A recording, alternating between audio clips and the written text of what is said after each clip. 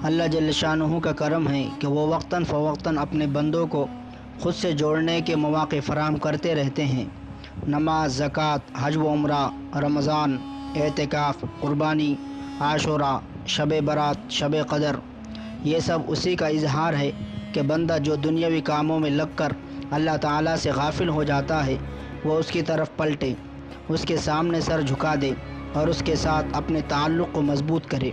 قرآن کریم نے جن 4 مہینوں کو اشہر حرم قرار دیا ہے ان میں سے ایک ذو الحجہ ہے، جس کی عظمت و تقدس دیگر محترم مہینوں کے مقابلے میں بہت زیادہ ہے۔ عشرہ ذی الحج کے 10 دن مبارک اعمال، نیک عمل۔ ان 10 دنوں میں کوئی بھی نیک عمل کیا جائے اس کا اجر و ثواب بڑھ جاتا ہے۔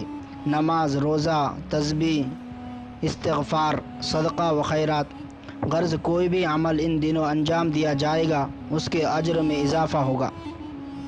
ذکر اللہ کی کثرت، نفلی روزے۔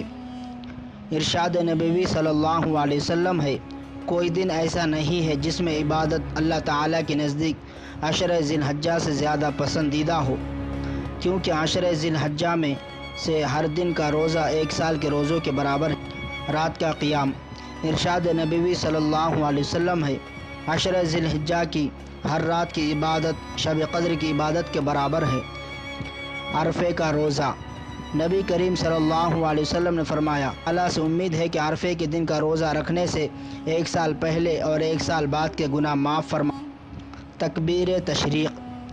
9 ذو الحجہ کی فجر سے 13 ذو الحجہ کی عصر تک ہر فرض نماز کے بعد بالغ مرد اور عورت پر 1 مرتبہ تشریق تکبیر تشریق۔ عید الاضحیٰ کے دن نماز عید واجب ہے۔ قربانی ان دنوں کا خاص اور محبوب ترین عمل ہے۔